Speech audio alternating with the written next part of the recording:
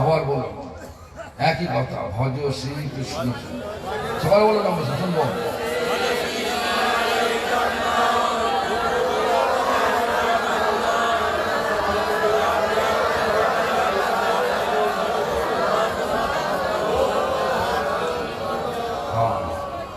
এইভাবে পঞ্চতত্ত্ব করবেন, আর পঞ্চতত্ত্বের সঙ্গে চিন্তা করবেন। পঞ্চতত্ত্ব পাঁচ মূর্তি, ভগবানের পাঁচ মূর্তি। ভগবানের যেমন দাড়ি গোঁফ থাকে না, থাকে, হ্যাঁ, তাহলে অদ্বৈতাচার্য কি? মহাবিষ্ণু আর শিবের এই দুজনকে নিয়ে হচ্ছে অদ্বৈত আচার্য। শিবের দাড়ি গোঁফ দেখেছেন নাকি? কোন বিষ্ণু মন্দিরে বিষ্ণুর দাড়ি গোঁফ আছে দেখেন? আছে। কিন্তু অদ্বৈতাচার্য দাড়ি গোঁফ থাকবে কেন? থাকাটা উচিত না উচিত না? বলুন, উচিত না উচিত না? তাহলে অদ্বৈতাচার্য দাড়ি গোঁফ নেই, এই ধরনের একটা মূর্তি নিয়ে, এই ধরনের একটা ছবি নিয়ে আসা হয়েছে। পঞ্চতত্ত্ব ষড়গোস্বামী গুরুবর্গ সব ছবিটা এদের কাছে আছে, পারলে নিয়ে নেবে। যারা প্রভুপাদ ভক্ত সিদ্ধান্ত সরস্বতী গোস্বামী ঠাকুর তার প্রকট লীলা যতগুলো পঞ্চতত্ত্বের মূর্তি স্থাপন করেছেন, তার কোন মূর্তিতে অদ্বৈতাচার্য দাড়ি রাখেননি, তাদের বুড়ো করেননি। কেন? ভগবান তো বুড়ো হন না, ভগবান নিত্য নবায়মান, কোনদিন বুড়ো হয় না। দেখেছেন বুড়ো কৃষ্ণ দেখেছেন নাকি? সিংহাসনে বসে বাঁশি বাজাচ্ছেন, দেখেছেন নাকি?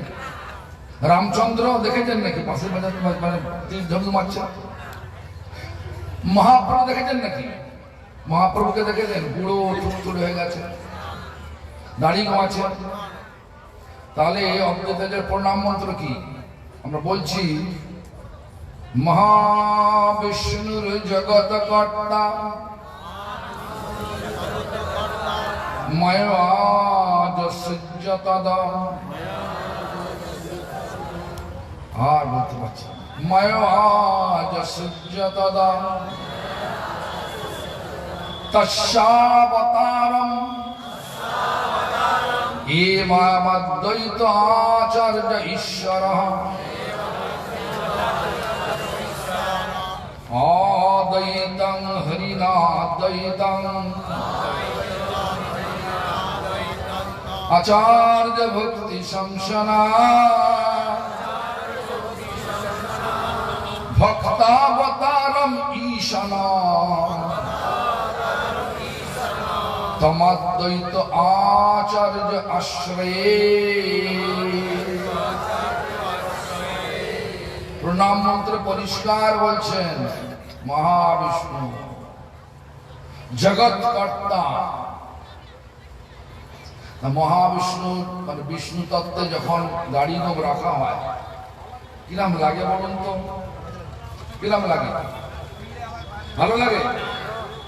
মনে কর কোন মন্দিরে কৃষ্ণকে প্যান্ট কোট পরিয়ে দিয়েছে, দাড়ি গোঁফ রেখে দিতে, আপনার ভালো লাগবে কি? আমরা জানি যে কৃষ্ণ সবসময় রাধা রানীকে স্মরণ করার জন্য কি পড়ে আছে? হলুদ ধুতি, তপ্ত কাঞ্চন রঙের ধুতি পরে থাকে। আবার রাধা রানীও কৃষ্ণকে স্মরণ করার জন্য নীল শাড়ি পরে থাকে।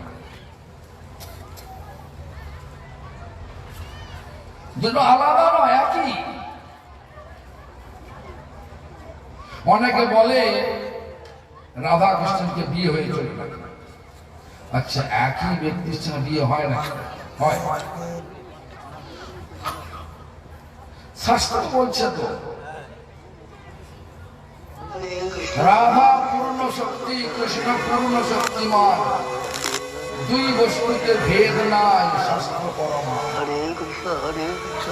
রাধা রানী পূর্ণ শক্তি, কৃষ্ণ পূর্ণ শক্তিমান, দুই বস্তুতে ভেদ নাই, কিন্তু বিলাস করার জন্য কৃষ্ণ